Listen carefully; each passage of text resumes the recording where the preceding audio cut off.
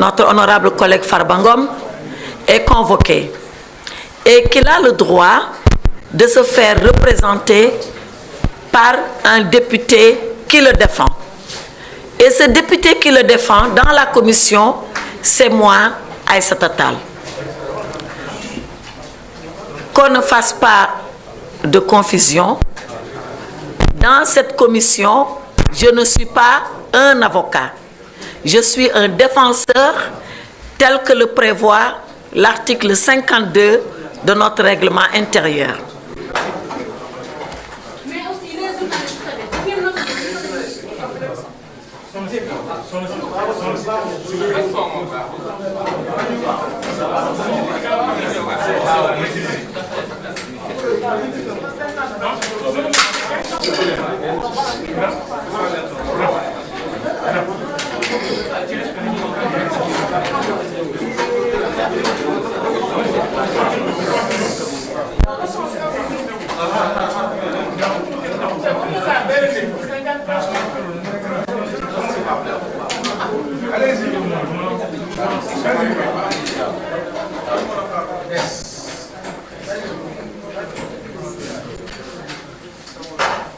Est-ce que je peux y aller maintenant?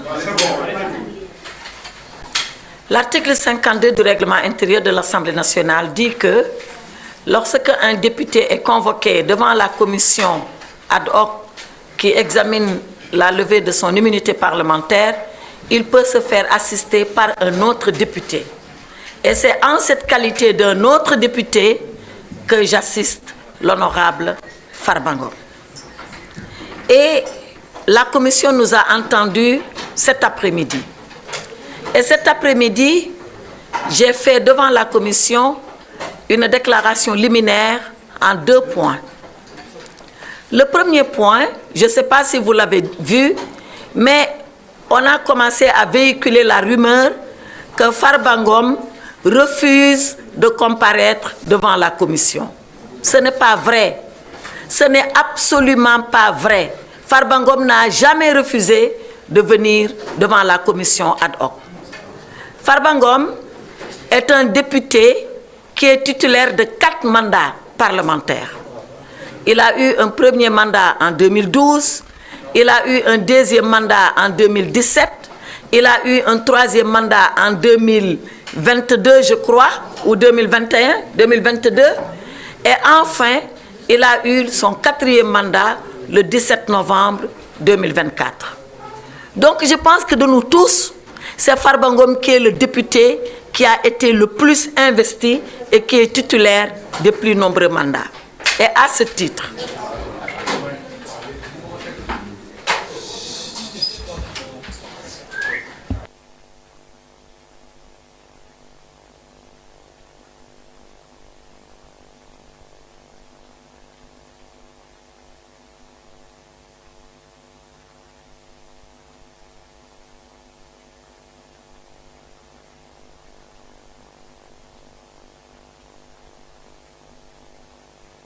je préfère que vous terminez d'installer tous vos micros.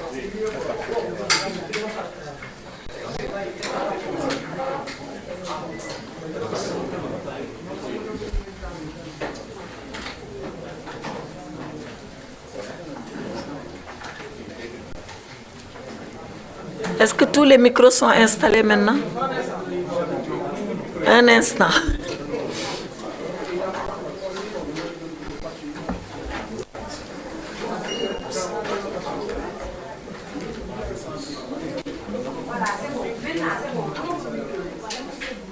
Maintenant, tous les micros sont installés? Non, pas encore.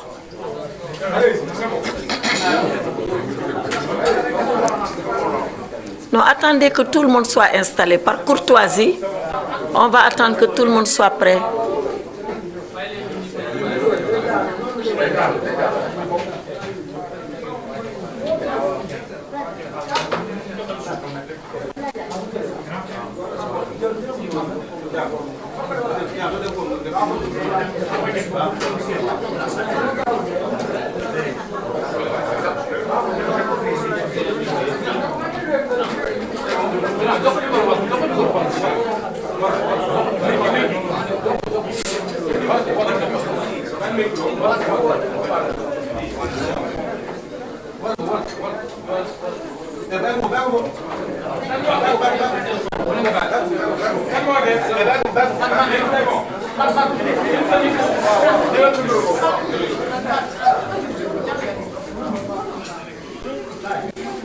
Est-ce que maintenant tout le monde a fini?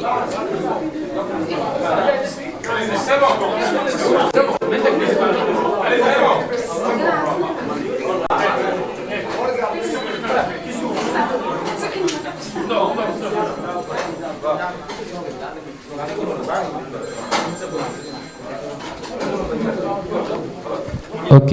C'est bon. Bien. Ok. Maintenant c'est bon.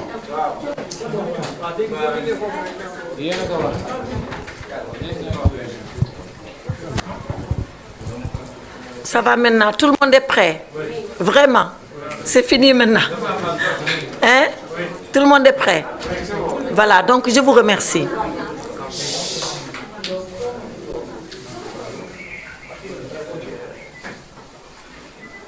Voilà, merci. J'étais en train de dire que Farba Ngom n'a jamais refusé de comparaître devant la commission ad hoc. Et que de tous les députés, Farba Ngom est celui qui est titulaire du plus grand nombre de mandats. Il a été élu en 2012. Il a été réélu en 2017.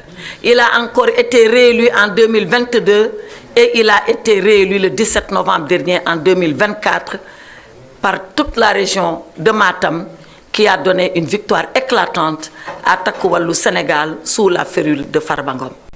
Donc, quand il a été convoqué, il avait la possibilité soit de venir lui-même devant la commission, soit de se faire représenter par son défenseur, collègue député que je suis, soit alors de se faire assister par ce collègue défenseur. Et à ce moment-là, c'est tous les deux que nous allions comparaître devant la commission.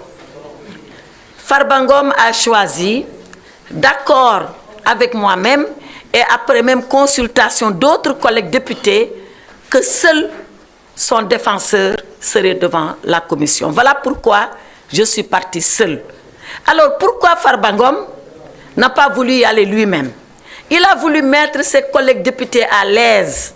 Il ne voulait pas être là-bas, du genre je fais pression sur mes collègues, je demande à mes collègues de ceci, je demande à mes collègues solidarité.